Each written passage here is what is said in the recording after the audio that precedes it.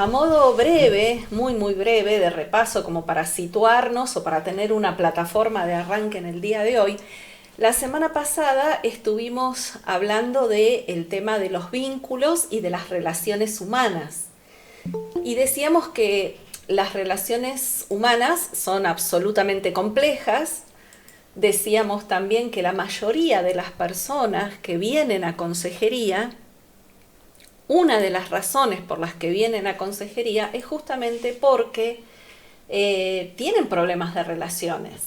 Han sufrido algún divorcio, una separación, un abandono, eh, problema de relación padres-hijos, hijos-padres, pareja, hermanos dentro de una congregación, fieles y si podríamos llamarlos así, o hermanos con pastores, pastores con hermanos. Entonces, las personas obviamente se angustian, se desesperan, se deprimen, genera diferentes reacciones y angustias las relaciones rotas.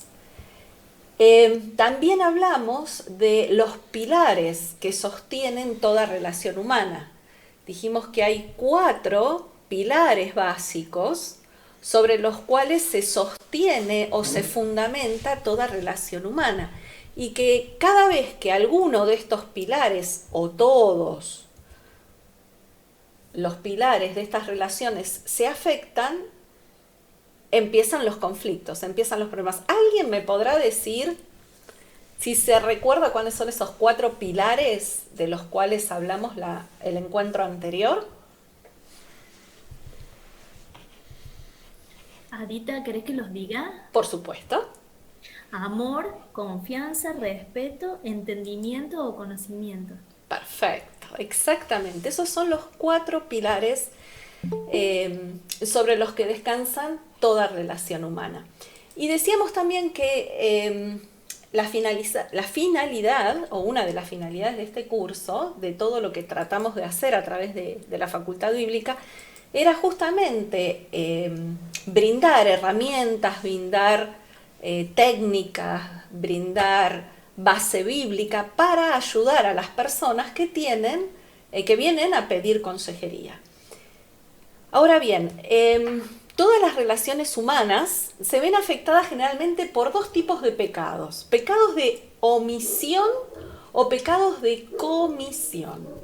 Omisión o comisión. Y el nombre lo indica, ¿no? Omisión es cuando dejamos de hacer algo que deberíamos hacer o que la otra parte espera que hagamos.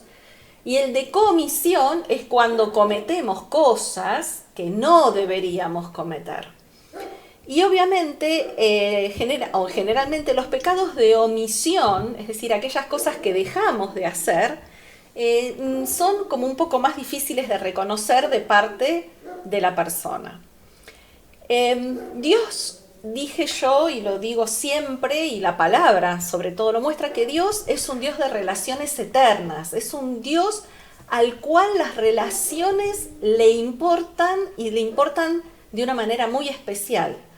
De tal manera que si nos remontamos al Edén, vemos ahí en el capítulo 3 a Dios llevando adelante un plan para volver a entrar en relación con el ser humano, porque el ser humano se encargó de quebrar esa relación con Dios.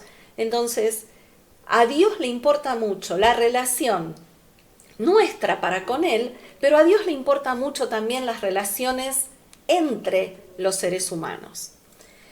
Obviamente, como dije recién, hay cosas que van a socavar esos pilares. Entonces, ahí a modo de ejemplo, sumamos en el libro algunos ejemplos de cosas que afectan, por ejemplo, el amor. Dijimos que uno de los pilares es el amor. ¿Qué cosas afectan el amor en una relación? La crueldad es una de ellas. ¿Qué es crueldad? Es causar dolor a otra persona con la intención de que la víctima sufra. Eso es crueldad. Y hay veces que nos encontramos siendo crueles con otros, ¿no? Yo siempre hablo en primera persona porque me identifico con la mayoría de las cosas que estamos viendo. ¿Por qué? Por lo que decíamos, ¿no? Por esa humanidad pecaminosa existente en nosotros, por esa lucha permanente entre la carne y el espíritu. Entonces no puedo no ponerme como ejemplo o dejarme afuera de las cosas que estoy mencionando. Crueldad, antipatía, que es cuando nos distanciamos del otro, ¿no? Lo que por ahí dicen actualmente el ninguneo, el ignorar.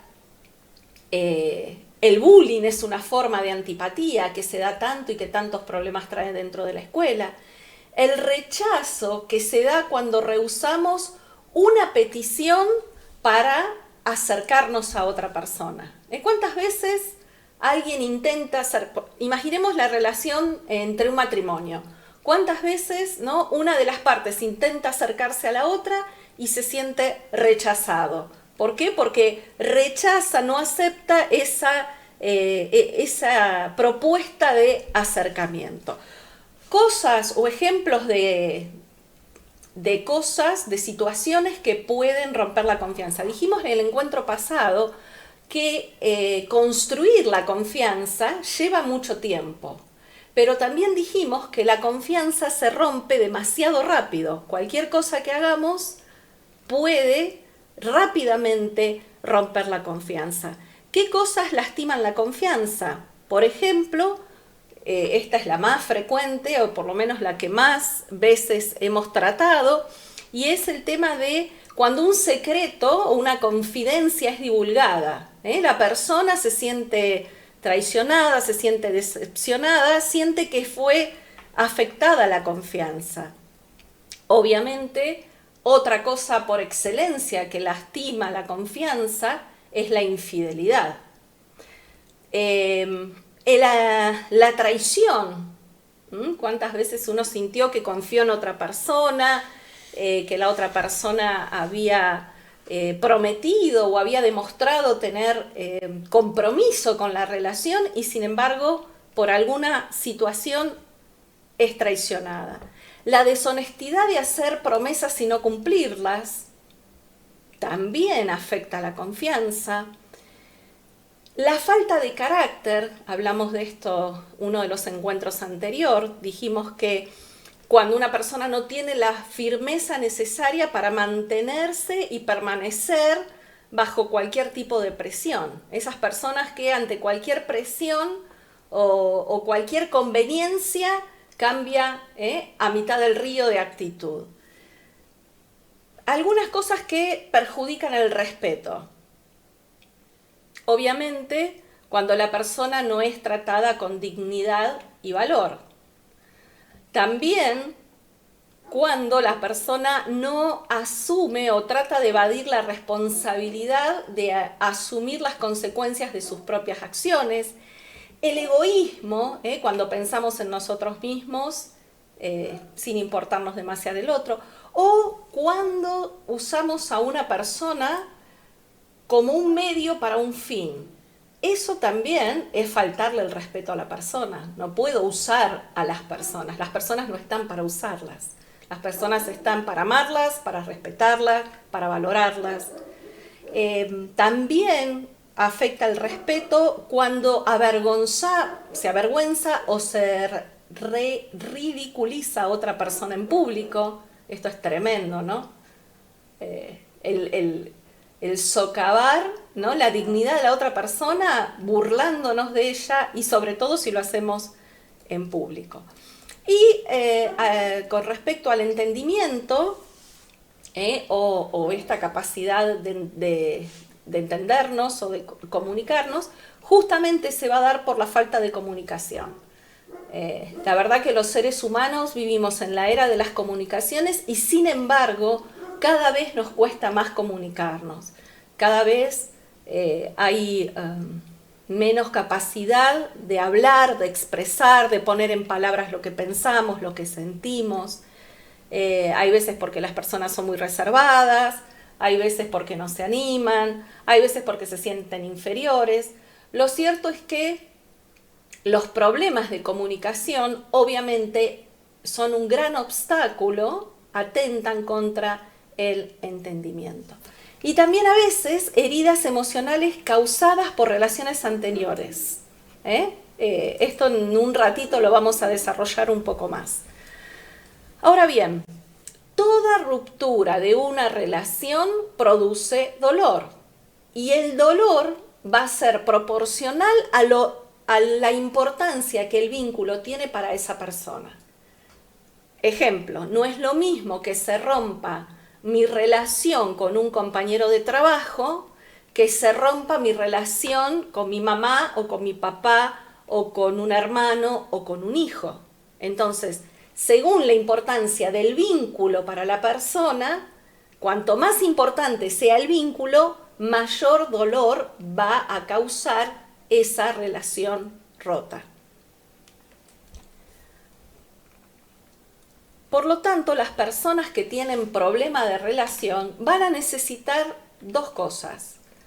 Van a necesitar acercarse a alguien que demuestre interés por lo que a la persona le está pasando y por otro lado pueda tener la objetividad, pueda ver la situación desde afuera con la mayor objetividad posible para poder ayudarlo. Y esa persona va a ser el consejero bíblico.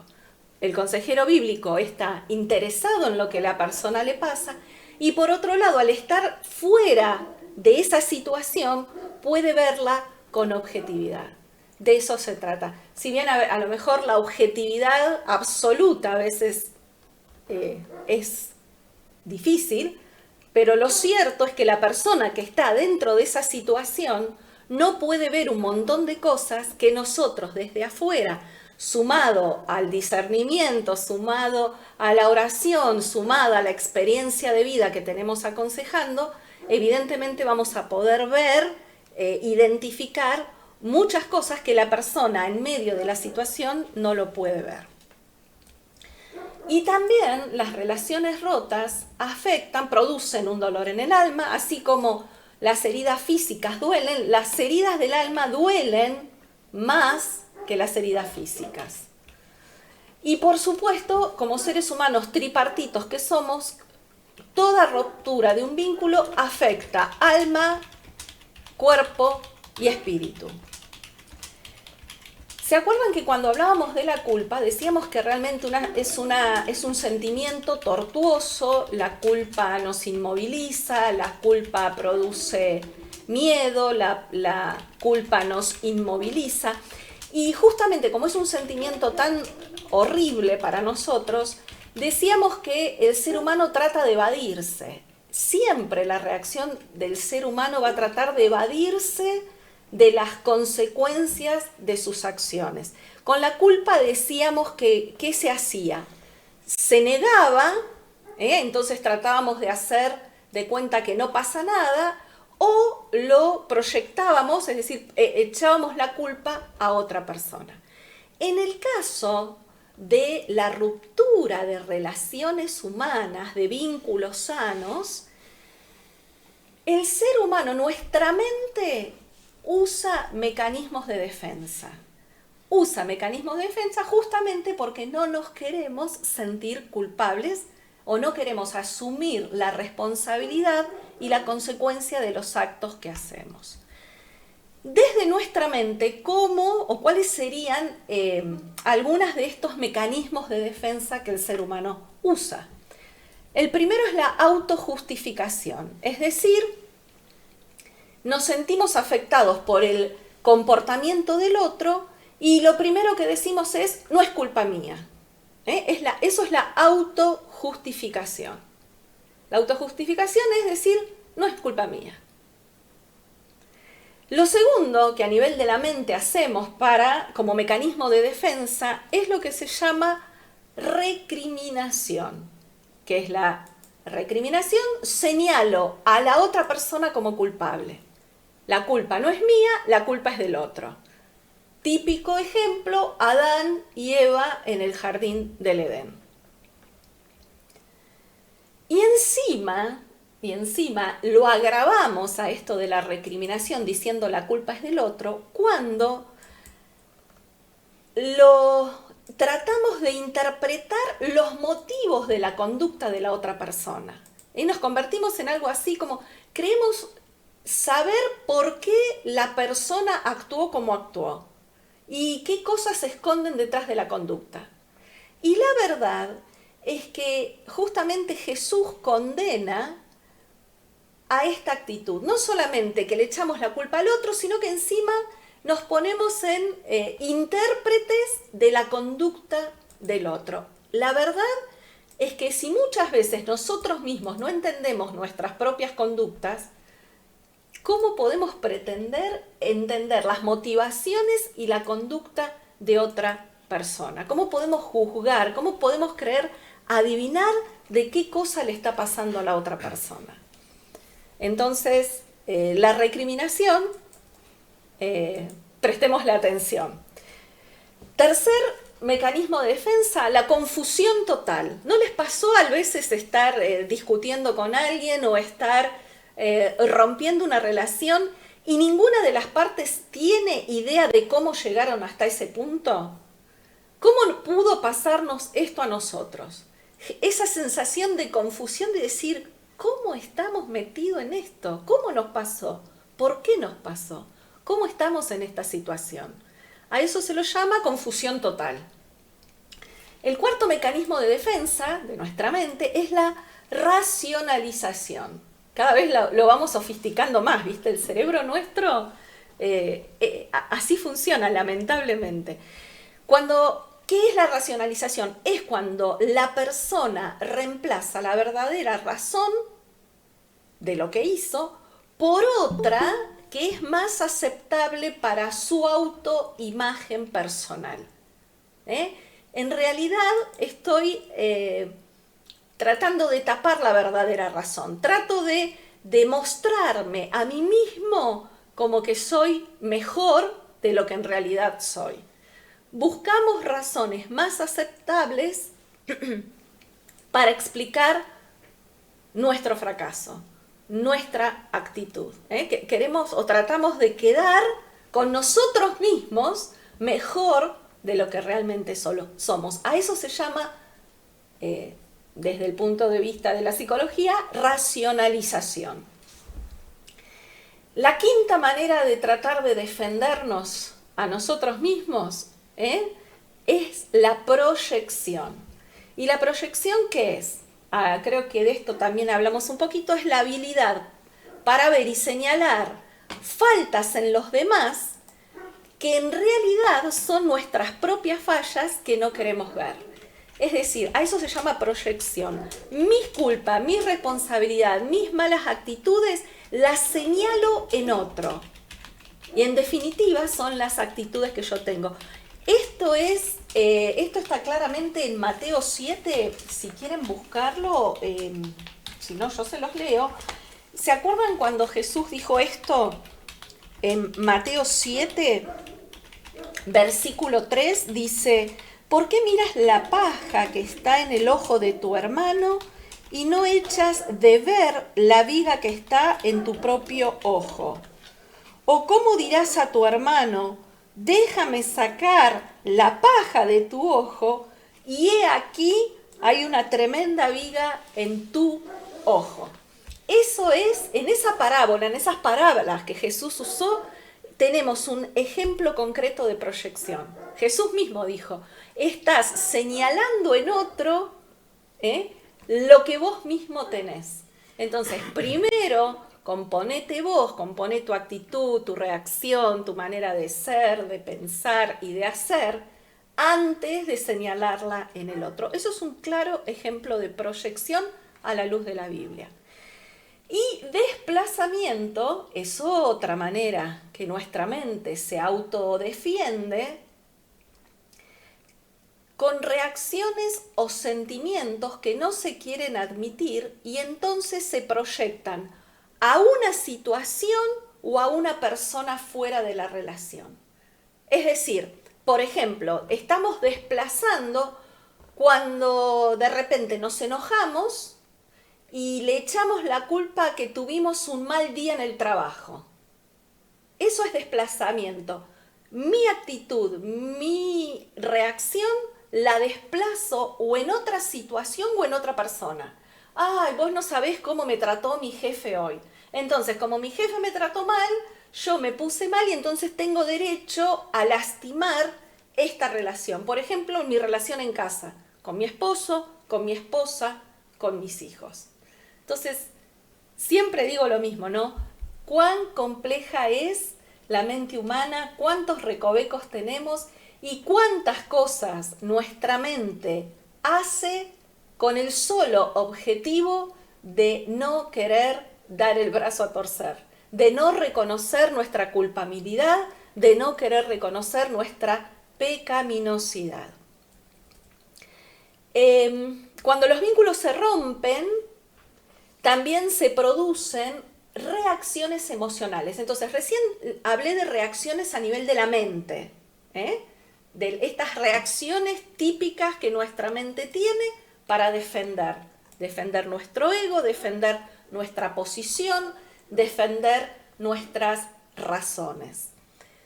¿Cuáles son algunos estados emocionales? Esto es bueno que también lo identifiquemos para ayudar a nuestros aconsejados. Algunos de estos estados emocionales son el dolor, ¿no? Lo dijimos hace un rato porque las heridas emocionales son dolorosas. El dolor es el primer sentimiento que refleja una relación rota. También la ira. ¿Qué bronca nos da una relación cuando se rompe? La ira se manifiesta en enojo. Y si el asunto no se trata o no se soluciona, no lo podemos resolver, la ira se va a exteriorizar muchas veces en violencia. Por eso, en los casos de violencia familiar, al violento se lo trata o se lo manda a hacer, de alguna manera, un tratamiento para el manejo de la ira. Porque la ira, la manera de manifestarse, generalmente es a través de la violencia. También la ira o el enojo se manifiesta en resentimiento. Y la palabra resentimiento significa volver a sentir una y otra vez. Eso es resentimiento. Entonces me enrosco en este dolor que no me deja avanzar. El tercer sentimiento es la culpa. De esto ustedes ya hemos visto bastante porque dedicamos un capítulo a clase entera a hablar de la culpa. Y también genera el otro estado emocional que genera una ruptura de relación, es el temor. ¿Por qué? Porque nos da miedo, o sea, perdemos la seguridad que teníamos de una relación constituida, ya no la tenemos más, se lastimó, se dañó, y por lo tanto aparece el temor. ¿Se acuerdan cuando hablábamos del miedo a la pérdida y el miedo al ataque? Entonces, perdimos una relación, pero a su vez tengo miedo porque no estoy instrumentado, me siento incapaz a construir una relación nueva. En definitiva, es una relación desconocida. Entonces, esos son también sentimientos que operan en las personas producto de las relaciones rotas. Entonces, ¿desde qué lugar o cómo acompañamos como consejeros bíblicos? Porque eso es lo que nos interesa. ¿Cómo se establece una relación con el aconsejado? Se establece un vínculo que podemos llamar consejero-aconsejado. Como cualquier otro vínculo o como cualquier otra relación, también en este caso, esta relación que construimos con el aconsejado va a estar cimentado en los 4 pilares que vimos el encuentro pasado: el amor, la confianza, el respeto y el entendimiento.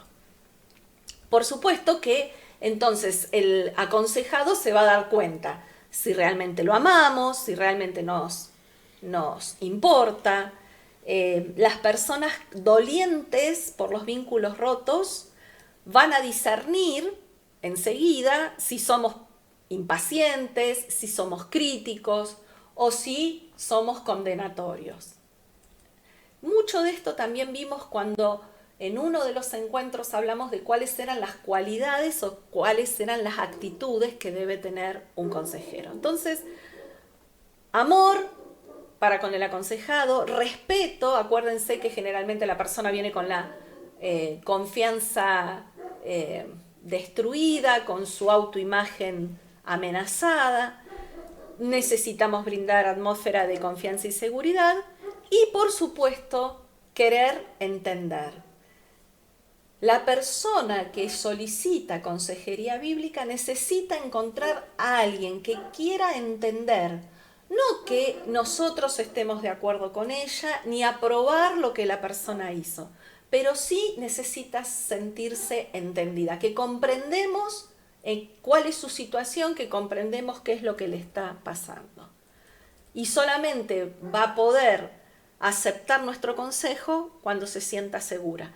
Por eso es que la confianza también entre aconsejado y consejero se va construyendo, ¿no? A medida que pasan los encuentros, mayor profundidad de confianza va a haber, más posibilidad de que la persona se abra. Entonces, nosotros como consejeros, ¿cómo ayudamos a iniciar el proceso o el regreso o la reconciliación? Porque está bien, diagnosticamos qué son los vínculos, diagnosticamos por qué son tan importantes para las personas, diagnosticamos cómo reaccionamos a nivel de la mente y a nivel de los sentimientos cuando un vínculo y una relación se rompe. Entonces ahora vamos a tratar de ver herramientas, vamos a ver de manera concreta cómo podemos ayudar a nuestro aconsejado a restaurar relaciones rotas, cómo iniciar este proceso de reconciliación. Y sabemos, si miramos a nuestro alrededor, que los vínculos humanos claman por sanidad y reconciliación a gritos, porque si hay algo que abunda son personas lastimadas, frustradas, angustiadas y desesperadas por relaciones rotas. Lamentablemente, muchas veces las personas no cuentan con los recursos y con el método para poder afrontar el proceso de la verdadera reconciliación. Hablamos mucho de reconciliación, pero las personas no la buscan sinceramente.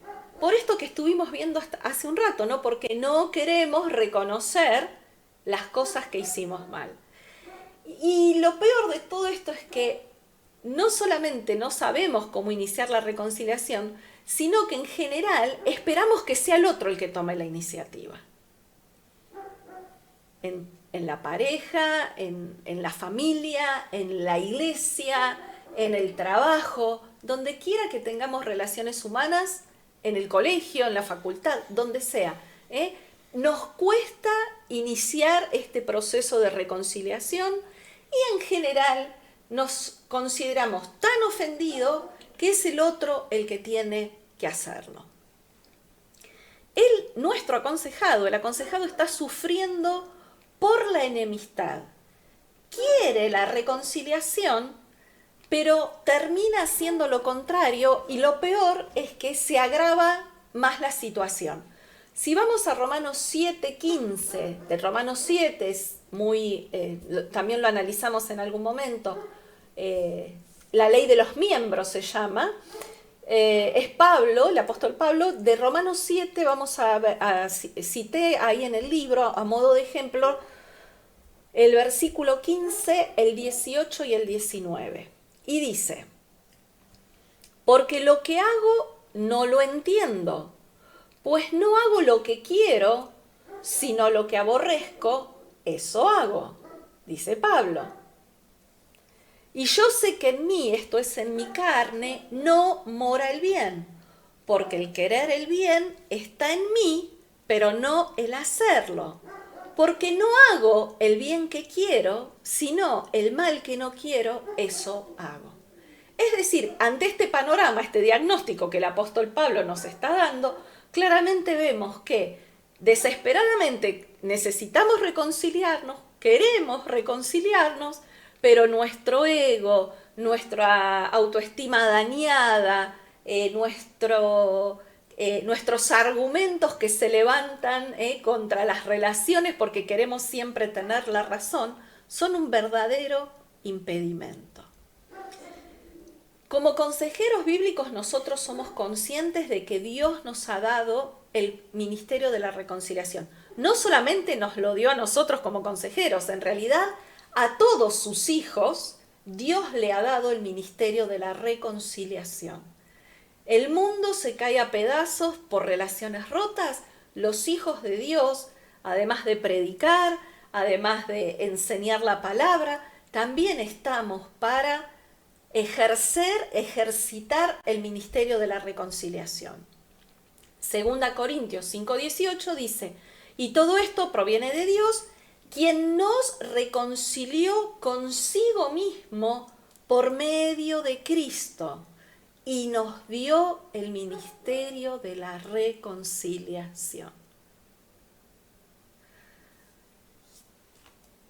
Es necesario detenernos y reflexionar también en lo que Pablo nos dice, y esto es como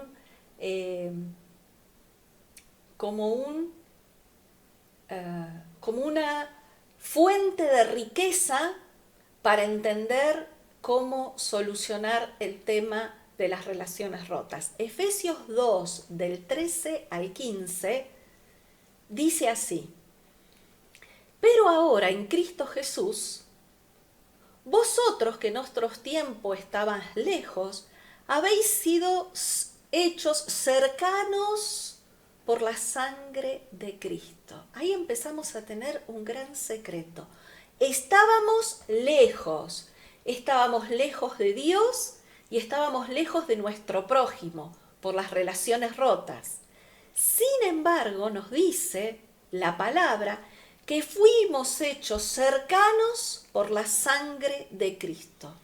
Porque Él es nuestra paz, que de ambos pueblos hizo uno, derribando la pared intermedia de separación, aboliendo en su carne las enemistades, la ley de los mandamientos expresados en ordenanzas, para crear en sí mismo de los dos un solo y nuevo hombre, haciendo la paz.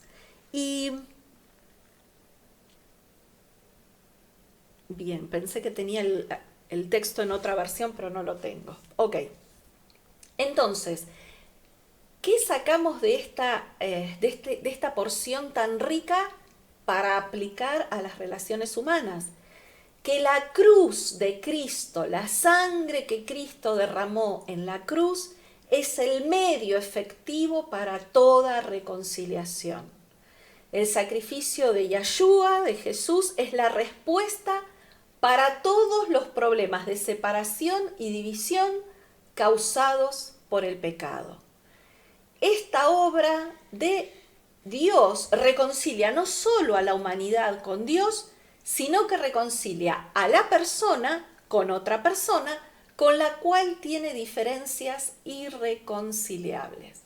Esas diferencias que son irreconciliables para la sangre de Cristo no son un impedimento. ¿Qué significa reconciliar? Reconciliación significa restauración de la armonía. Una relación rota genera caos. ¿Cuándo hay reconciliación? Cuando se restaura la armonía y se finaliza una disputa o un desacuerdo entre las partes. La reconciliación implica un cambio de actitudes. Obviamente.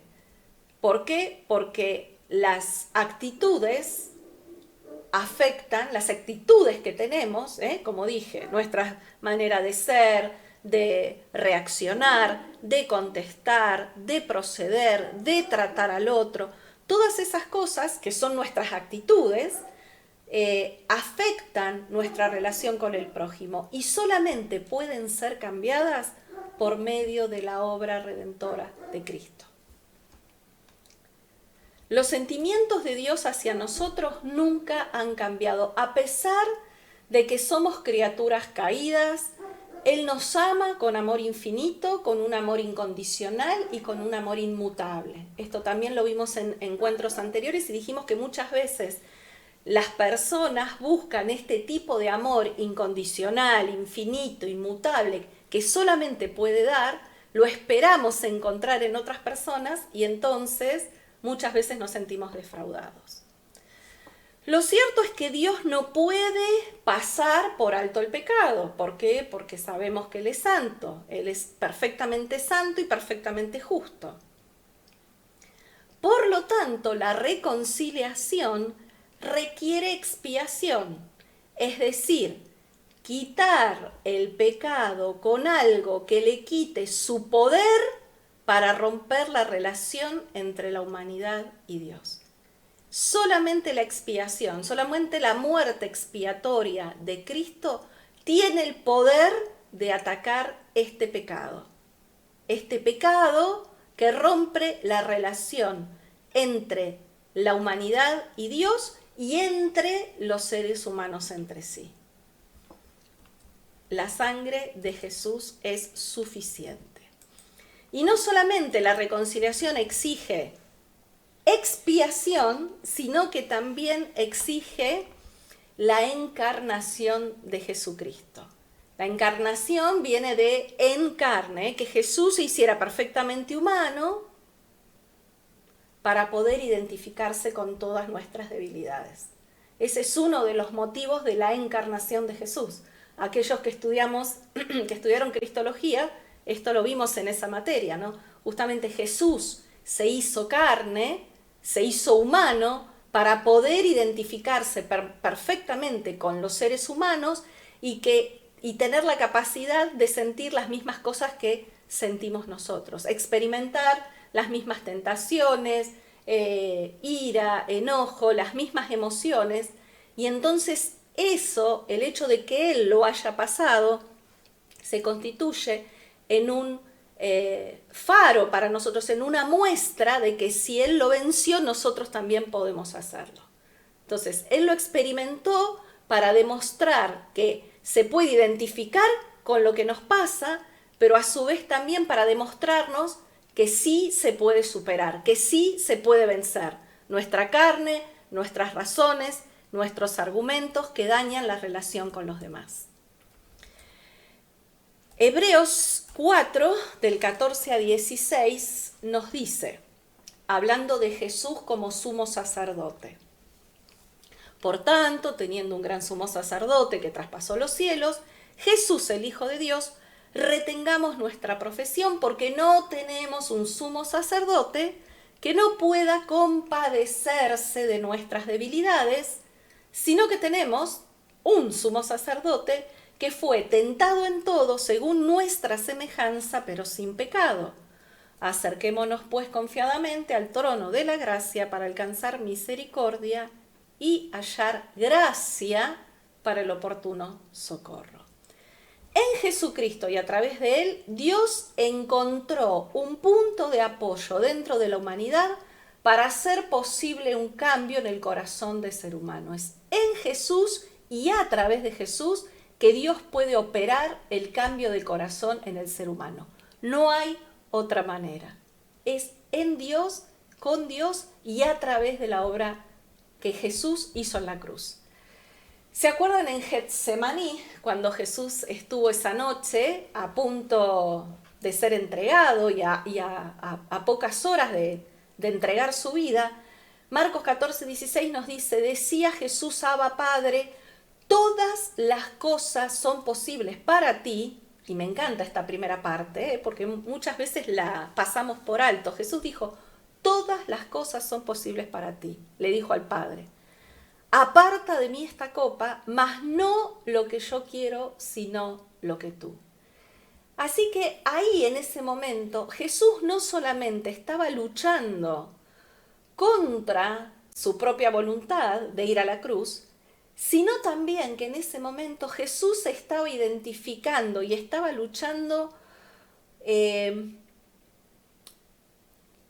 para vencer esa voluntad carnal que está en nosotros de estar siempre a la defensiva, de luchar por nuestro ego y por nuestro amor propio y de tratar de esconder nuestras miserias y nuestros miedos.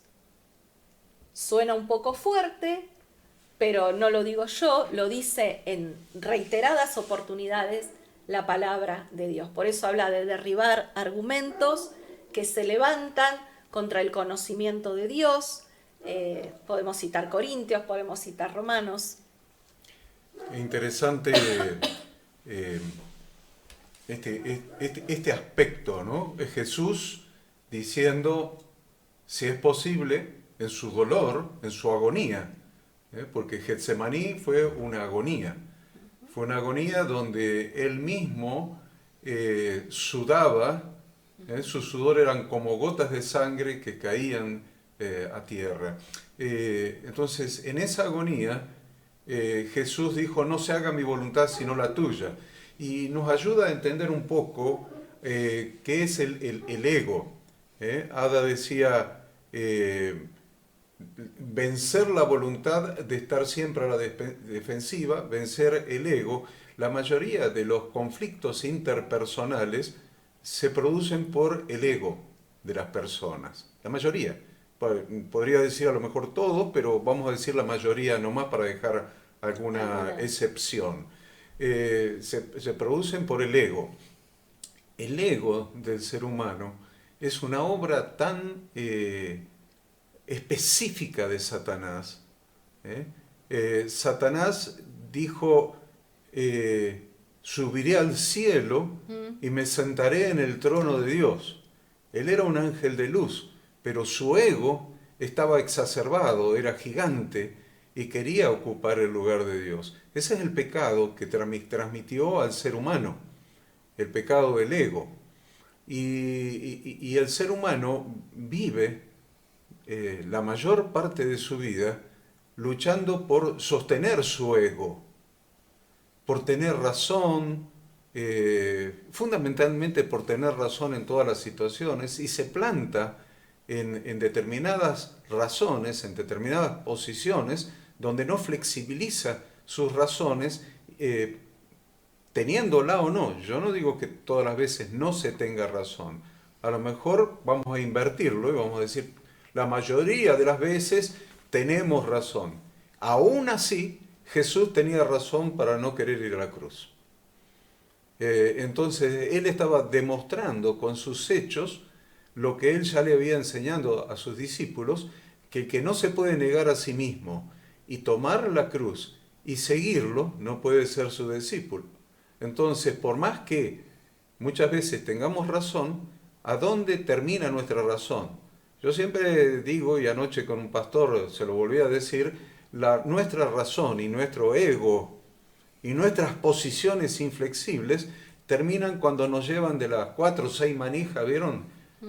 Con las patas para adelante al cementerio, en el caso mío, el cementerio de Cosquín, le decía al pastor con el que estaba hablando, ahí se terminaron todas las razones. Y ahí, cuando se terminaron todas nuestras razones, se terminó toda nuestra soberbia, se terminaron todas nuestras justificaciones a estar distanciados, tener vínculos rotos aún con nuestros seres queridos, ahí se terminó. ¿Y saben lo que nos llevamos? El pecado. Nos vamos al cementerio con el pecado. ¿Y saben lo que dejamos acá?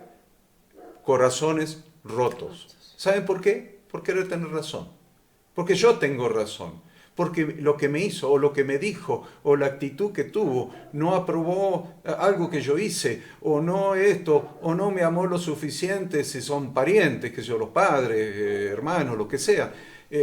Y yo tenía razón y me sentí herido y me sentí ofendido.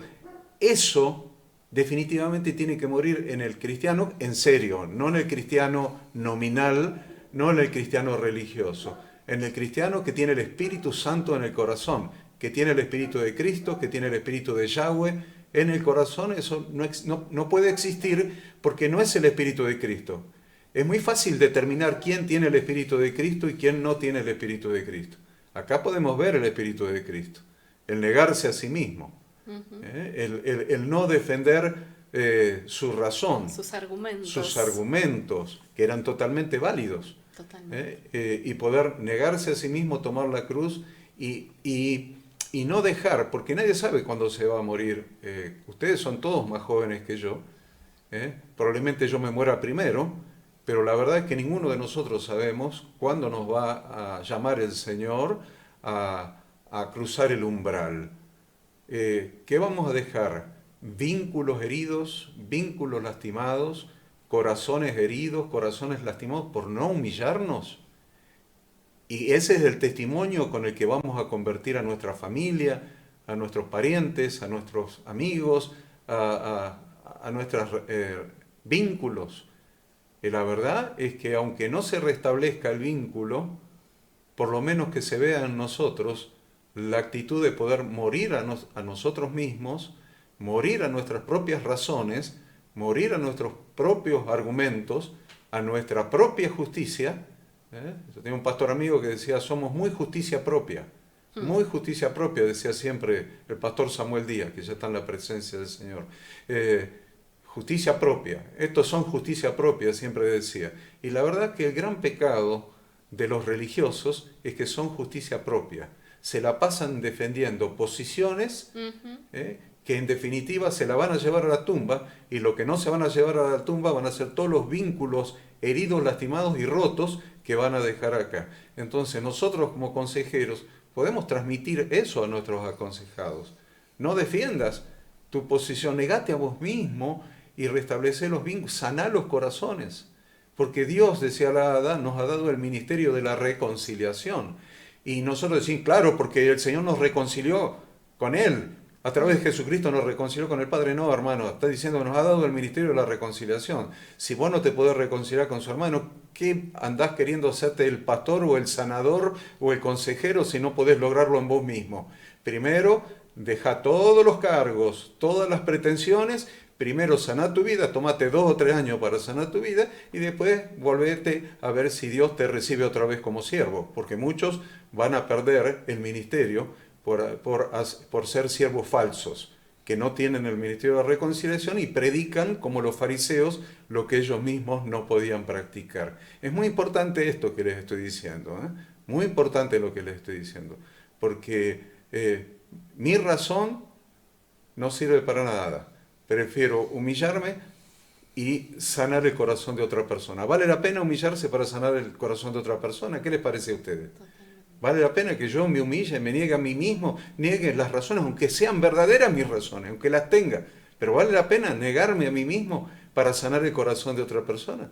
Bueno, eso se lo tenemos que enseñar a los aconsejados, porque si no, nunca vamos a producir la reconciliación entre los vínculos rotos que pueda traer el aconsejado.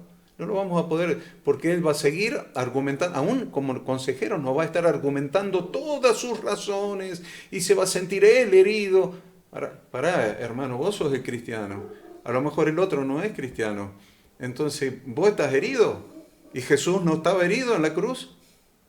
Entonces, hasta que no tengamos el Espíritu de Cristo, no podemos ser consejeros, porque vamos a justificar a las razones de lo que nos vengan a argumentar y no le vamos a poder transmitir el Espíritu de Cristo para que se nieguen a ellos mismos y aprendan a restablecer, restaurar, sanar los vínculos. La cruz es la intervención divina en todas las disputas y enemistades. Es la cruz y solo la cruz. La sangre de Cristo tiene el poder de reconciliar todas las cosas. La cruz es Dios reconciliando todas las cosas consigo mismo. La cruz restaura, es en la cruz donde se derrama el amor eterno, redentor y sin medida de Dios hacia la humanidad. Es la máxima demostración del amor de Dios por cada uno de nosotros. Hay una fuente de amor. Me encanta esto, ver a la cruz de Cristo, ver ese sacrificio de Cristo como una fuente de amor que puede regenerar el amor humano que ha sido herido. Hay una fuente de amor, una fuente de reconciliación, hay una fuente de poder sanador de relaciones en la cruz de Cristo.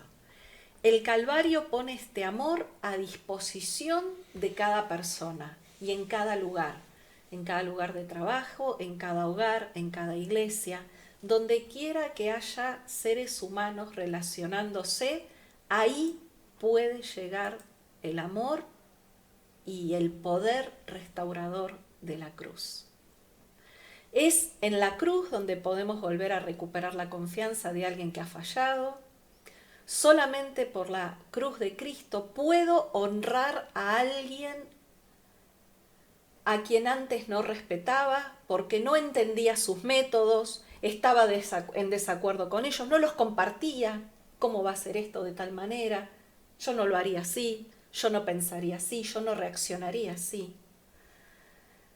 Siempre recuerden separar la persona de la conducta de la persona. Esto lo estamos mencionando casi desde el primer encuentro. Es volver a restaurar el valor intrínseco como ser humano, expiado por la sangre de Jesucristo. En la cruz hay una gracia que da el valor para que caigan las murallas que separan. El amor es la principal dinamita para tirar esas murallas gigantes que construimos al separarnos unos de otros. En la cruz hay poder para desmantelar nuestros argumentos, nuestras defensas, mostrarnos tal como somos. La cruz posee todos los recursos para entendernos los unos a los otros, a pesar de todas las vallas que nuestro comportamiento humano levanta para impedir la comunicación y la armonía en el vínculo. Nosotros mismos vamos construyendo murallas y vallas. ¿Con qué? Con nuestro comportamiento. ¿Con qué? Con nuestras conductas. ¿Con qué? Con nuestra manera de ser. Eso quebranta la comunicación, eso quebranta el vínculo.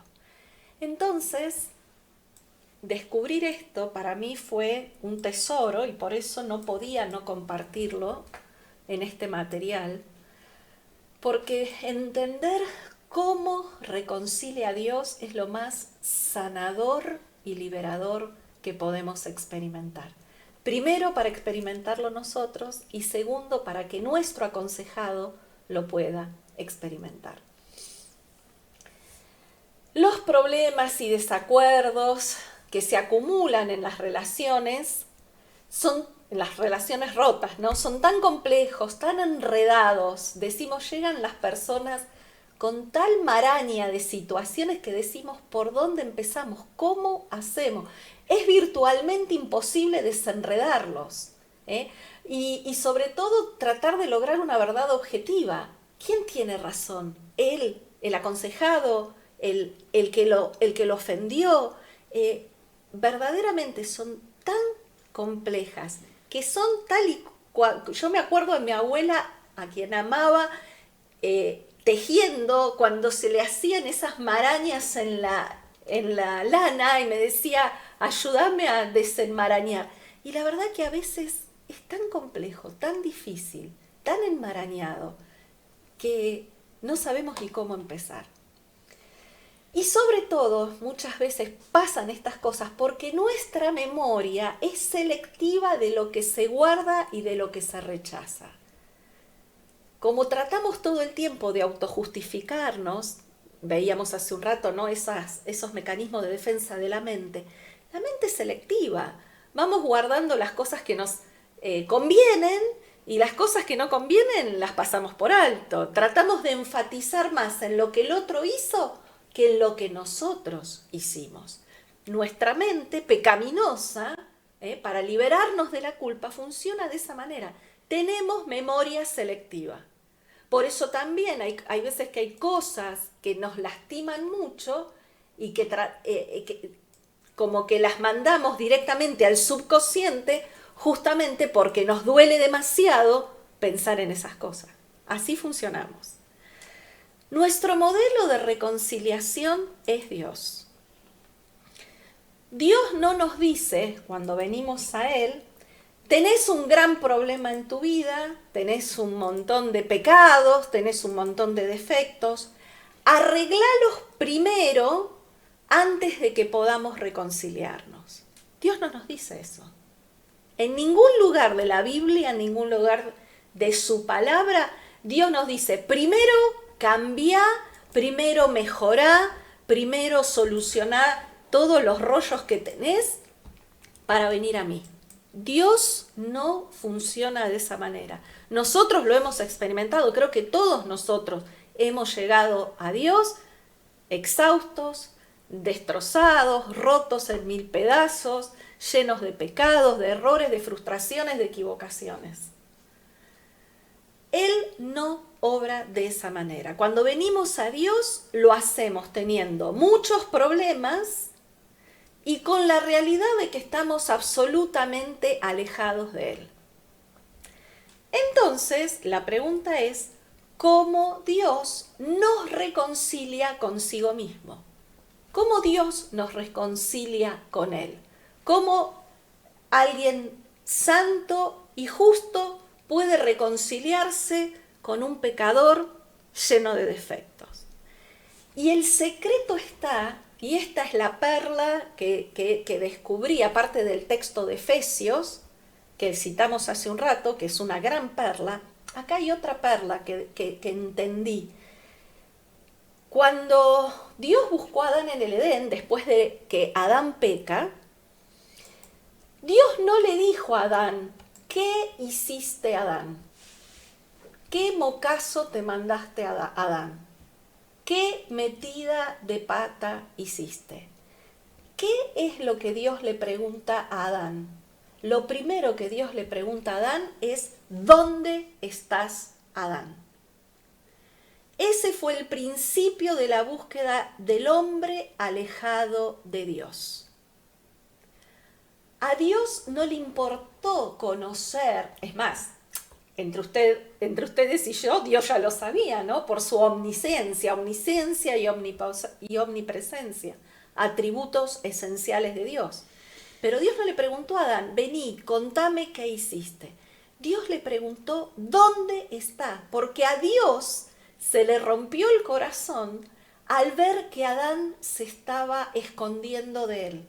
A Dios se le rompió el corazón al ver al ser humano alejarse de él. Lo más importante para Dios era saber dónde estaba Adán y no qué es lo que Adán había hecho. Al tratar de restaurar las relaciones, los seres humanos invertimos demasiado tiempo en solucionar los problemas que dieron origen a esa relación quebrada, invertimos demasiado tiempo en lograr acuerdos, en compatibilizar las opiniones y los puntos de vista. Solamente nos vamos a poder reconciliar si pensamos igual, si consideramos las mismas cosas, si las vemos de la misma manera. Y la realidad es que no podemos reconciliar problemas. Solamente se reconcilian las personas. Entonces ahí hay un gran secreto y una gran herramienta que nos ayuda a nosotros individualmente y que nos ayuda para ayudar a los demás. ¿Por qué? Porque solamente se reconcilian las personas. Nosotros, ¿qué pretendemos? Que cuando tenemos un problema con el otro reconozca, el otro diga lo que hizo mal, tratemos de solucionar, tratemos de lograr acuerdo y recién después iniciamos la reconciliación. Y Dios no obra de esa manera. Él nos da ejemplo. Primero se reconcilian las personas. Me reconcilio, restauro la relación porque me importa el otro, porque me importa mi hermano, porque me importa mi esposo, porque me importa mi hijo, porque me importa el ser más querido. Me importan las personas y entonces las personas son más importantes que los argumentos, son más importantes que las razones. Las personas son más importantes que cualquier ego herido. La contienda, los malos entendidos y las diferentes actitudes egoístas pecaminosas nos separan los unos de los otros. Es fundamental entender que la persona es responsable por los resultados de su conducta, aun cuando prevea consecuencias que no pensó y que no quiso. O sea, la responsabilidad no se saca. Dios no está diciendo, no sos responsable, no lo tenés que reconocer. No, porque sabemos que Dios es santo y no puede cohabitar con el pecado. Pero lo que Dios pretende es que primero restauremos la relación por la significación que el otro tiene para mí, por esa importancia que tiene el otro por sobre cualquier otra razón. Por eso la manera de Dios es poner voluntariamente, así que estamos hablando de un acto de la voluntad, voluntariamente, poner todos los desacuerdos y diferencias a un lado hasta que se encuentre el uno con el otro, hasta que se encuentre un ser humano con otro ser humano, hasta que se encuentre un hijo de Dios con otro hijo de Dios. Hay que hacer a un lado todos los derechos, sus percepciones, sus razones, sus interpretaciones, lo que decía hoy, ¿no? Jesús rechaza esto de ponernos nosotros a interpretar y a decir por qué el otro hizo lo que hizo. Si ni siquiera somos capaces de entender nuestras reacciones, nuestras actitudes, nuestra manera tan asquerosamente humana de proceder. ¿Por qué somos así? Primero debemos reconciliarnos y después viene todo lo demás. Y por eso entonces es que siempre fallamos en restaurar relaciones, porque tratamos de hacerlo desde primero solucionar las diferencias. Y primero no se soluciona el pecado, no se solucionan las diferencias, no se solucionan los puntos de vista diferentes.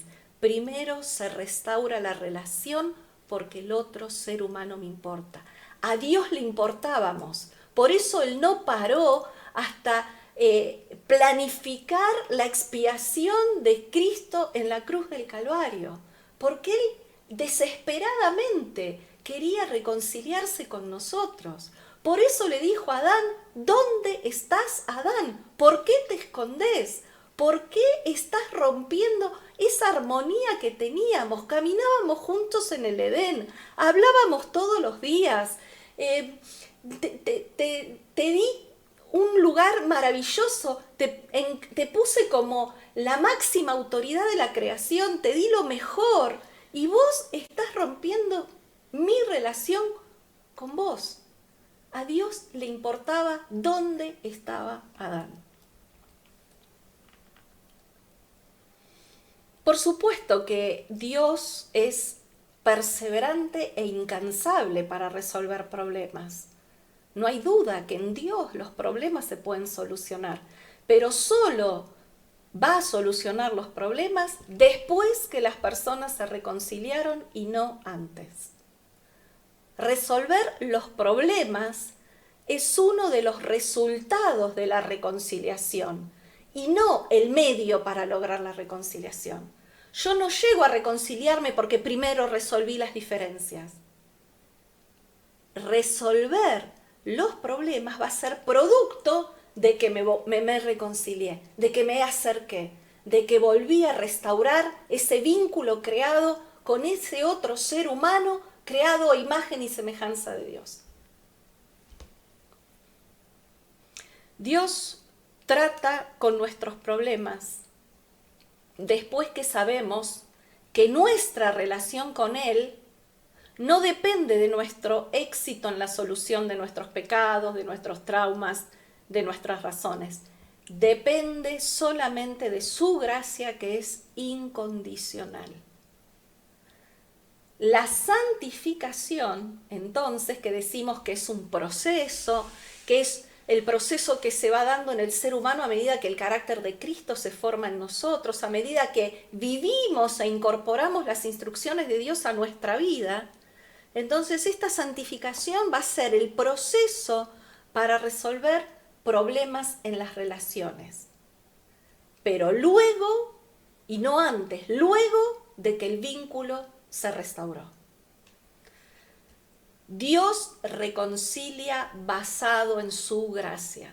¿Alguno de nosotros podemos decir que merecíamos la gracia de Dios, el perdón de Dios? Ninguno de nosotros, porque hemos hecho cosas terribles, hemos tenido actitudes tremendas. Solamente hemos recibido la reconciliación simplemente por gracia de Dios. Mateo 18:15 da las instrucciones para la reconciliación. Dice este primer versículo, vamos a analizarlo un poquito más después, pero por tanto, si tu hermano peca contra ti, nos da Jesús mismo, acá es Jesús hablando. Jesús dice, si tu hermano peca contra ti, ve y repréndele estando tú y él solos. Si te oyere, has ganado a tu hermano. Sin embargo, muchas veces vemos que a pesar de seguir al pie de la letra estos pasos, ¿cuántas veces decimos, ay, bueno, yo fui, se lo dije y él no lo quiso reconocer? Muchas veces parece que no obtenemos el resultado. Entonces nos preguntamos, ¿es que Jesús se equivocó? ¿Nos está pidiendo algo que es imposible? Y la verdad es que la verdadera reconciliación solamente obra basada en la gracia. Solamente obra, así como la gracia fue la base para reconciliarnos con Dios, la gracia va a ser la base, es el combustible, es lo fundamental para que una relación rota se pueda restaurar. Es solamente y nada más que la gracia de Dios. ¿Y qué es gracia? Gracia es hacer lo bueno el uno al otro sin condiciones. ¿Yo te perdono? Sí. No, sí, no. Te perdono. Es querer la reconciliación sin exigencias previas. ¿Por qué? Porque me baso en la gracia. ¿No lo merece? No lo merezco. Pero esa es la gracia de Dios operando en su relación con nosotros y en nuestra relación con el prójimo. Es precisamente entre cristianos que esto puede ser posible. Por eso decíamos, ¿no? Cuando damos consejería no podemos dársela a alguien inconverso, porque no va a haber experimentado la gracia de Dios, porque no va a haber experimentado la reconciliación con Dios, no va a haber experimentado el perdón sanador de Dios. Es justamente entre cristianos que esto puede ser posible, porque ambas personas entienden la gracia por haberla experimentado de parte de Dios. Si yo experimenté la gracia y mi hermano la experimentó también, porque obviamente Dios perdonó sus pecados al igual que los míos, ¿cómo entonces, si la gracia operó con él y de Dios para con él y de Dios para conmigo, cómo la gracia no va a operar para que restauremos relaciones rotas? Inclusive no hace falta que la gracia haya operado con la otra persona, porque a lo mejor la otra persona con la que se rompió el vínculo puede ser algún hermano en la carne, un papá, lo que sea, un familiar, y es inconverso. Entonces no se requiere que la gracia haya operado en las dos personas, si es así mejor, pero se requiere que haya operado en la persona que viene a consejería. Si no operó en él la gracia y no está dispuesto a sujetarse a Dios, el Evangelio es el reino de Dios viniendo a nuestras vidas. Arrepentidos porque el reino de los cielos se ha acercado. Entonces, si la persona no ha experimentado la gracia y no puede dar de gracia lo que no ha recibido de gracia, porque no lo ha recibido, entonces ahí vamos a operar en predicar el Evangelio para que se convierta. Entonces muchas veces nos sorprendemos, porque viene gente de la iglesia a consejería y a nosotros nos parece que son creyentes y son creyentes nominales que no se han convertido. Entonces lo primero que debemos hacer con el aconsejado es que tenga una verdadera conversión, que realmente haya entrado en el reino de Dios, que Dios sea su rey, el que manda en su vida. Bien. Obviamente también esto se basa, ¿no?, en la gracia y también en el pacto, en un pacto. ¿Por qué? Porque un pacto tiene obligaciones y tiene condiciones en la relación. Y estas son creadas para conservar un vínculo saludable. Un pacto tiene condiciones, ¿sí? Ambas partes siempre tienen que poner de sí. Jesús habló de mencionó que él tenía una relación de amistad con él. La amistad es el vínculo que se perfecciona a través del pacto. Jesús fue capaz de decir: nadie tiene mayor amor que este, que uno ponga su vida por sus amigos. Jesús dio su vida por nosotros cuando éramos sus enemigos y nos transformó en sus amigos.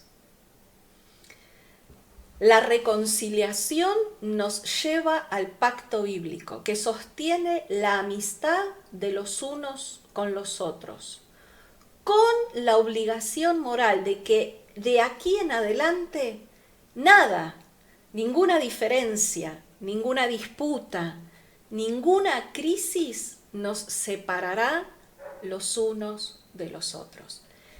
Hablé de acto de la voluntad. ¿Se acuerdan cuando hablábamos del amor como pilar que sostiene las relaciones? Y dijimos que el amor al cual la Biblia se refiere no es solamente el amor como un sentimiento, sino que dijimos que era un acto de la voluntad. Yo decido amar. Por lo tanto, con el perdón y con la reconciliación es una decisión. Yo decido reconciliarme por encima de cualquier otra cosa. ¿Por qué? Porque me importa el otro. ¿Por qué? Porque necesito del otro. No puede ser más importante mis argumentos, mi ego herido, no puede ser más importante que el otro. Porque Jesús, o mejor dicho, Dios no obra de esa manera. Y Él nos da el ejemplo de la reconciliación. Obviamente, ¿cómo enseñamos entonces los pasos a nuestro aconsejado? Porque hay pasos que seguir para la reconciliación. ¿Cómo le explicamos, cómo ayudamos a nuestro aconsejado a iniciar el proceso? Lo primero es que le tenemos que hacer entender o le tenemos que explicar a nuestro aconsejado es que si él tiene algún vínculo roto, alguna relación rota, él tiene que tomar la iniciativa. Él tiene que tomar la iniciativa. Lo primero que le vamos a decir es: ok, vos venís con esta situación que te duele, que te trastorna, que te atraviesa, que te quita la paz, que no te deja vivir. Bueno, perfecto. Entendemos que hay una relación rota. Lo primero que tenés que hacer, porque Dios espera eso de vos como su hijo, es tomar la iniciativa. Por supuesto, tiene que quitar el pensamiento de decir: yo no comencé, fue el otro, fue culpa del otro, porque Jesús explica claramente dónde debe comenzar la reconciliación. Mateo 5, 23 al 24, Jesús lo dice: si traes tu ofrenda al altar y allí te acuerdas que tu hermano tiene algo contra ti, deja allí tu ofrenda delante del altar y anda, reconcíliate primero con tu hermano, entonces ven y presenta tu ofrenda. Entonces, ¿qué dice Jesús acá? Jesús también habla acá claramente, dice: si ves que alguien tiene algo contra ti, vos tenés que dejar tu ofrenda, porque es más importante que te reconcilies que traigas la ofrenda. La persona debe tomar la iniciativa de actuar si sabe que alguien tiene algo contra ella. ¿Es fácil? Obvio que no. Obvio que no. Siempre decimos, ¿no? El evangelio, el cristianismo no es para cualquiera, no es para flojos. Es para aquellos que realmente seamos capaces de morir a nosotros mismos cada día. Es interesante ver que el orden de prioridades de Dios, ¿no? El orden de prioridades de Dios es, si traes tu ofrenda al altar, ¿el altar de quién? De Dios. Era la ofrenda traída al altar de Dios. Y allí te acuerdas de que tu hermano tiene algo contra ti. Deja allí tu ofrenda delante del altar, anda, reconcíliate primero con tu hermano y entonces ven y presenta la ofrenda. Entonces, si nosotros al aconsejado le podemos hacer entender esto de la Torá, esto del Evangelio, esto de la revelación de Dios al ser humano, si se lo podemos hacer entender, que es el verdadero cristianismo, que es estar en el reino de Dios, ¿qué implica? Porque muchos han entendido que es hacerse religioso, y no es hacerse religioso, no es incorporarse a un determinado ritual semanal o lo que sea, no, es una vida de Cristo fluyendo a través de su cuerpo, es la vida de la cabeza fluyendo a través de su cuerpo, del cuerpo de Cristo a través del Espíritu Santo. Entonces, todo esto tiene que ver inclusive con tener la prioridad que tiene Dios. Para Dios es más importante que nadie tenga algo contra ti, porque acá no está diciendo cuando vos tengas algo contra alguien, no, está diciendo cuando alguien tenga algo contra ti, entonces es más importante tu testimonio de hijo de Dios, tu testimonio de que el Espíritu de Dios habita en vos, que nadie tenga algo contra ti, como la iglesia primitiva, y de los demás dice, ninguno se atrevía, pero el pueblo los alababa grandemente. Entonces, para Dios es muy importante el testimonio de un creyente porque es un representante de Dios en la tierra. Entonces, fíjense las prioridades, ¿no? Deja la ofrenda y reconcíliate con tu hermano primero. ¿Y qué pasa si no es creyente, como decíamos recién? Lo mismo. Si se sintió agraviado el otro, o ofendido o tuvo algo afectado, solamente, aunque no hayamos tenido ninguna culpa, o nuestro aconsejado que es creyente, no haya tenido ninguna culpa, ninguna mala intención, ni haya hecho nada malo, solamente con que la otra persona se haya sentido agraviada es motivo más que suficiente para ir y pedirle perdón. Eso lo enseñamos en todas las conferencias en relación con el perdón. No depende de que hayamos hecho algo malo, depende cómo se siente la otra persona. Mira la profundidad del corazón de Dios, ¿no? Depende cómo se sienta la otra persona. Y cuán importantes son las relaciones para Dios, porque en Mateo 5, lo que estuvimos leyendo con respecto a la reconciliación, Mateo 5, 23 y 24 es una parte del Sermón del Monte. Justamente en ese sermón tan importante que Jesús habla, donde habla de las características de los integrantes del reino, es que dedica una porción de ese sermón a las relaciones humanas. Y el Sermón del Monte es traer la Torá a la vida diaria, a la interpretación y a la enseñanza de Jesús, que es la Torá hecha carne. Interesante eso. Así es. Juan 1, primera de Juan 2 dice, el que dice que está en luz y aborrece a su hermano está todavía en tinieblas. Para Dios ese es un termómetro. Si mi hermano está en tinieblas, por consiguiente no puede encontrarme. ¿Por qué? Porque tiene bronca, tiene resentimiento, tiene dolor. Entonces él no me puede encontrar. Pero si yo estoy en la luz, puedo y debo ir a buscarlo y encontrarlo. Si él está en oscuridad, yo que tengo luz, puedo ir, buscarlo, encontrarlo y llevarlo a la luz. Y traer luz sobre esa relación. Volviendo a Mateo 18, que también lo estuvimos viendo hace un rato, cuando hablábamos de las instrucciones de Jesús para restaurar, dice, Mateo 18, del 15 al 17 dice, si tu hermano peca contra ti, ve y repréndele estando tú y él solos. Esto lo habíamos visto hace un ratito. Si te oyere, has ganado a tu hermano. Mas si no te oyere, toma contigo a 1 o 2, para que en boca de 2 o 3 testigos conste toda palabra. Entonces, Jesús nos va dando claramente cuál es el procedimiento para restaurar relaciones. Primero, hablamos a solas. no podemos reconciliarnos, llevemos a una persona que actúe como testigo de esa O sea, conversación, dos mínimo.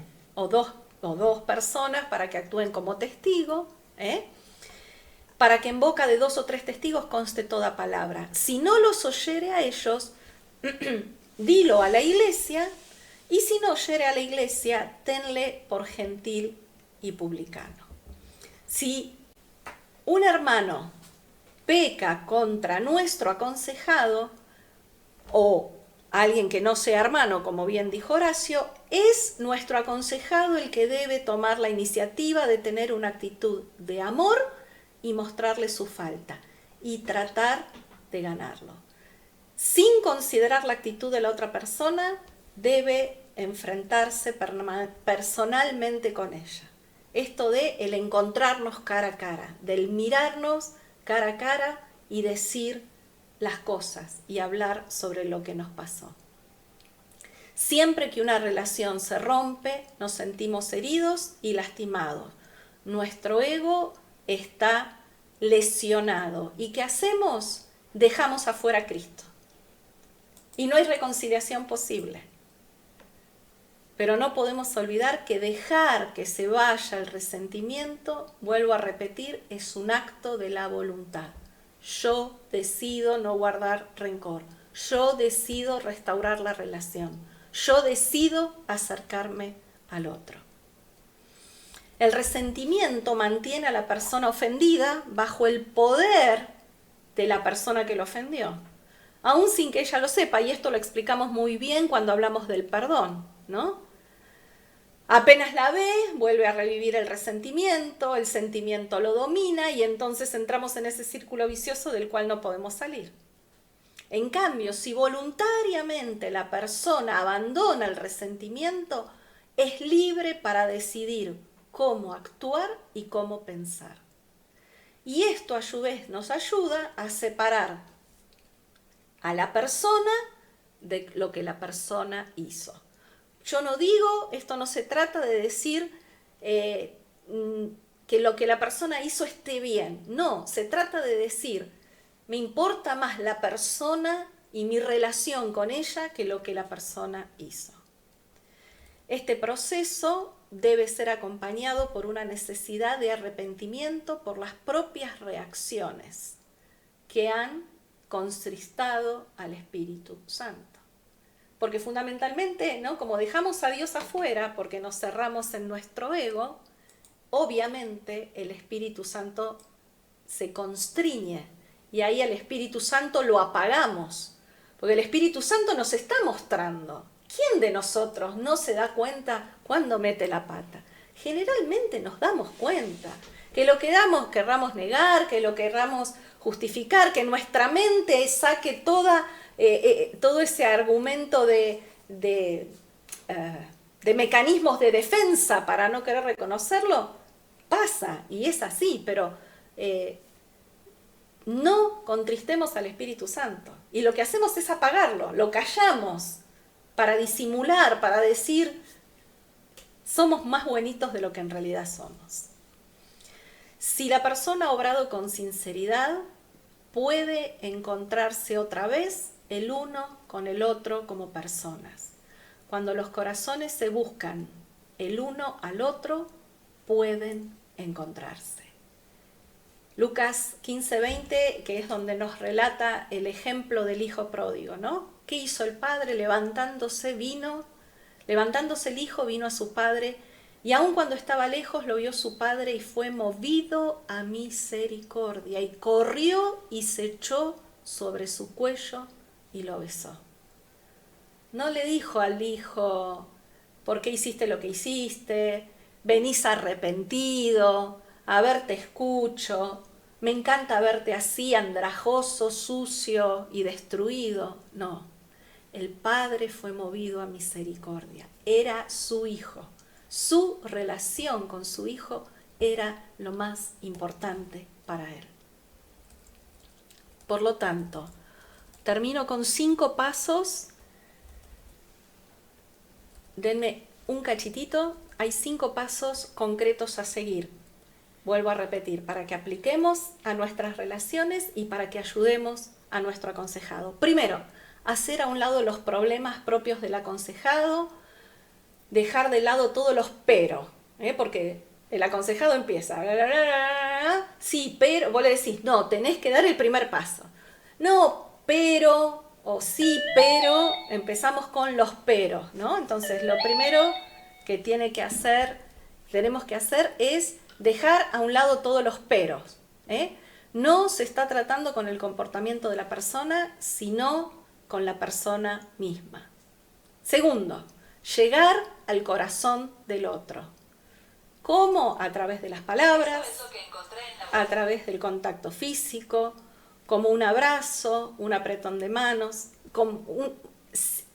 a través de la palabra y a través de gestos concretos que demuestren que me importa el otro. Es como cuando te peleas con tu esposo, con tu esposa. A ver, no está el momento del abrazo, del beso, del apretón, de cruzar esas miradas, de decir, me duele que estemos lejos, me duele que estemos separados, no importa quién tiene razón, no importa, me importa la relación. Entonces, tratar de llegar al corazón del otro, y esto se va a hacer, el otro se da cuenta, ¿no? Si es real o si es ficticio. No, acá no hay mucha posibilidad de engañar. Si el abrazo y las palabras realmente acompañan, las palabras, mejor dicho, acompañan nuestro lenguaje no verbal. Tercero, al acercarse el uno al otro con actitud de arrepentimiento y humildad, se pueden pedir perdón y se pueden dar perdón. Porque cuando bajamos la guardia, cuando realmente mostramos arrepentimiento y humildad, abrimos la puerta, es decir, que creamos el ambiente propicio para pedir perdón y para darnos perdón. Es un paso de fe en la obra reconciliadora de la cruz de Cristo para salvar una relación rota. Se pueden comenzar a ver el uno al otro con nuevos ojos y volver a descubrir el valor intrínseco como persona que cada uno tiene. El cuarto paso es ahí, justamente cuando se hicieron todos estos pasos anteriores, donde la persona vuelve a encontrarse con la otra persona, donde finalmente el abismo es cruzado y los que han estado distantes y separados se encuentran de nuevo. Y finalmente, al recibirse el uno al otro, deben admitir y reconocer la necesidad de cambio. Una vez que se acercaron, una vez que se reconciliaron como seres humanos, entonces ahí recién podemos empezar a hablar de lo que nos pasó, de lo que nos dolió, de lo que nos lastimó. Pueden comprometerse ambas partes a realizar los cambios necesarios y ayudarse el uno al otro. Es la gracia divina operando en un nuevo comienzo. Ahora el compromiso será construir una relación basada en los 4 pilares que necesitamos enseñarles, que vimos: el amor, la confianza, el respeto y el entendimiento. Y aquí precisamente es donde podemos tratar con los problemas y no antes.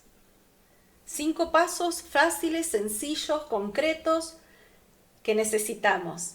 Si no lo sabíamos hasta ahora o nunca lo habíamos visto de esta manera, pues empecémoslo a poner en práctica en nuestras relaciones personales.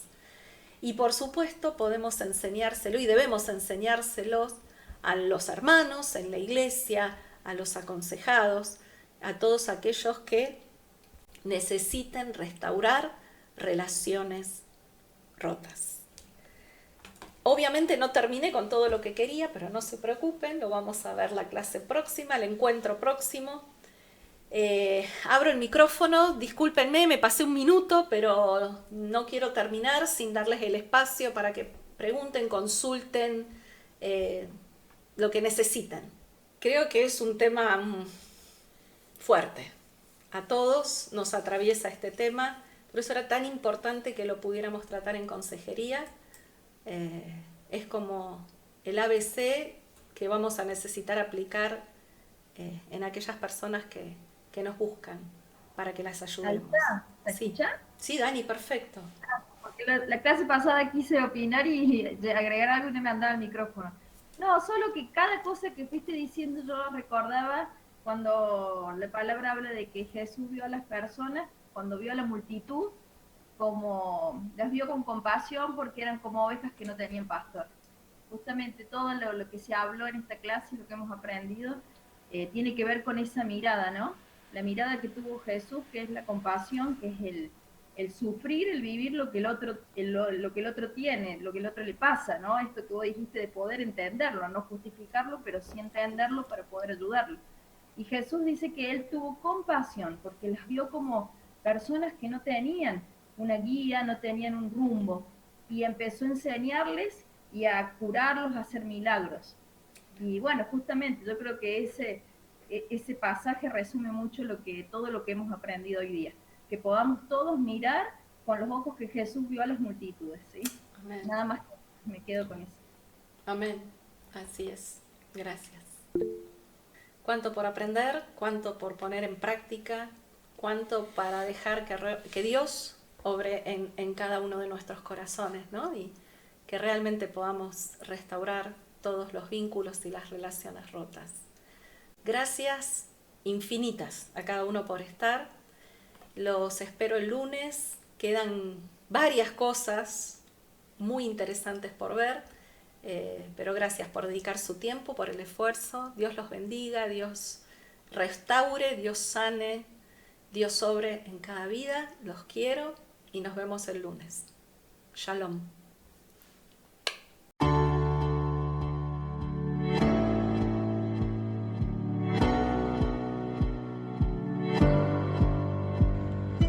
Queremos que tú también conozcas esta herramienta que durante los últimos 18 años ha sido útil para las iglesias de todo el mundo de habla hispana, capacitando cientos de siervos de Dios.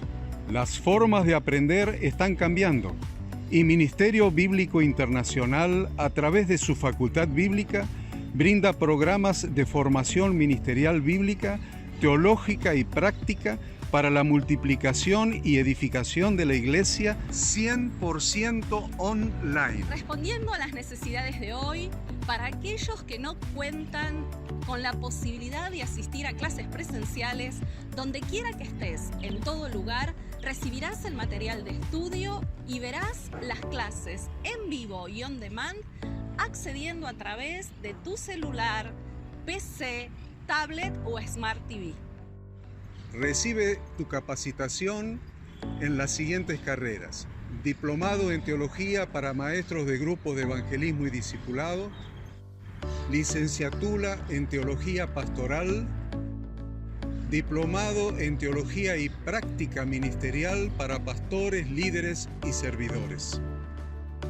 Súmate a los pastores que han organizado un grupo de estudio tutorial a distancia en la congregación con estudiantes locales y de las otras iglesias de la zona. Esta es tu oportunidad como seguidor de Cristo para comenzar tus estudios y completar tus exámenes desde la comodidad de tu hogar y en los horarios que tengas disponibles. Súmate al liderazgo de este tiempo y adquiere las habilidades, herramientas y valores necesarios para impactar el mundo con la palabra de Dios y transformar la vida de aquellos que creen al Evangelio. Para más información, ingresá a facultadbiblica.com.